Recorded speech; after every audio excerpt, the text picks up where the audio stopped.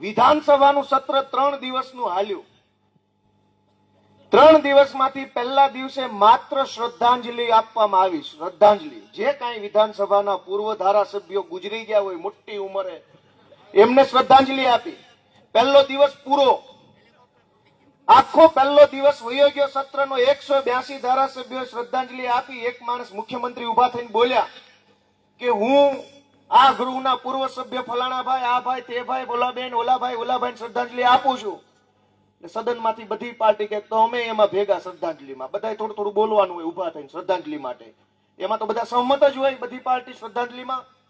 હું ઉભો થયો, મેં સહમતિનું વક્તવ્ય આપ્યું 7-8 મિનિટનું. કોંગ્રેસના નેતાએ સંમતિનું વક્તવ્ય આપ્યું, સભા પૂરી. બીજા 2 દિવસ વધ્યા. 2 દિવસમાં એક ધારાસભ્ય માત્ર 3 પ્રશ્ન પૂછી શકે. 2 દિવસ લેખે 6 પ્રશ્ન હું પૂછી શકું.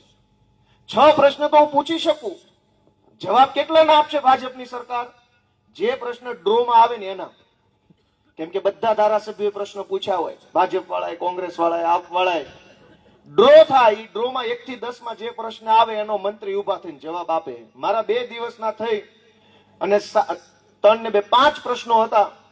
એ 5 પ્રશ્નોમાં એકેય પ્રશ્ન ડ્રોમાં ન આવ્યો. હું તો નવો ધારાસભ્ય બન્યો, પહેલી વાર સત્રમાં ગયો ત્યારે મેં જોયું કે અહીં તો ડ્રો હાલે.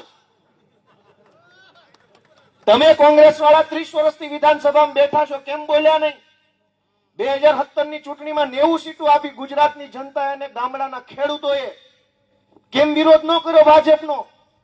કે પ્રશ્ન પૂછવા ઉપર મર્યાદા છે, 3 જ પ્રશ્ન પૂછીએ કે ધારાસભ્ય, એ 3 માંથી ડ્રોમાં આવે તો જ જવાબ આપે.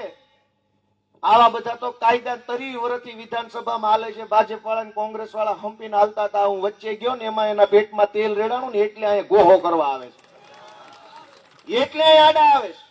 ત્યાં અમારું બધું ખુલ્લું પાડ્યું.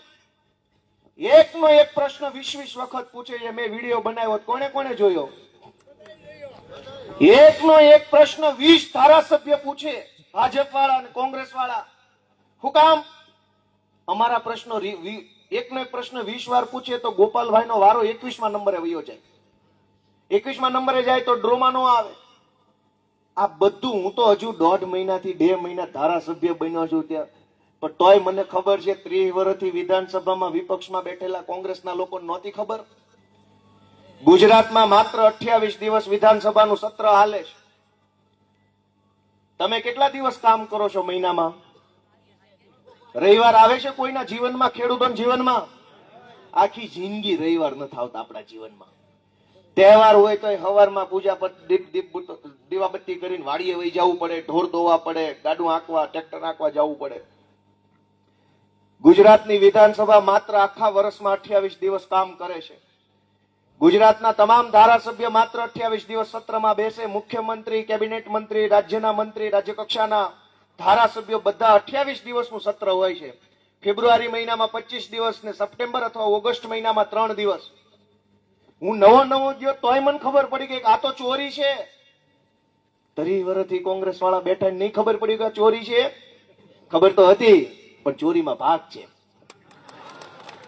મારો ભાગ હોય તો મારે થોડું બોલાય. ગોપાલભાઈ નો ક્યાંય ભાગ નથી એટલે ગોપાલભાઈ બોલે છે. ગોપાલભાઈ બોલે છે એટલે નથી ગમતું તો અહીંયા સભામાં બખાડા કરવા આવે છે. અમે કીધું કે અમે તો નવા રાજકારણમાં આવ્યા, બળતરા લઈને આવ્યા છીએ, પીડા લઈને આવ્યા છીએ, ખેડૂતના દીકરા છીએ. અમને દુઃખ લાગ્યું બહુ કે આ શું હાલે છે. હવે અમે બાજશું, અવાજ ઉઠાવશું, બોલશું ગુજરાતની જનતા માટે. એ પીડા લઈને અહીંયા આવ્યા. સાચા દિલથી સંઘર્ષ કર્યો, કામ ચોરી ન કરી, અંદરખાના સેટલમેન્ટ ન કર્યા. તેથી ખેડૂતોએ અમારા માથે હાથ મૂક્યો છે. તમે જો કામ કરી જ લીધું હોત, ઘેડનો પ્રશ્ન પૂરો થઈ ગયો તો પ્રવીણ રામ ક્યાં હાલીને જાત? ક્યાં જાતી? બોલો હાલો ભાઈ. ઘેડમાં કોઈ પ્રશ્ન જ ન હોત તો ઘેડ બચાવવા યાત્રા હાલીને જાવ ને બધું ક્યાં કરે? પ્રશ્ન નથી સોલ્વ થયો એટલે તો હાલે છે.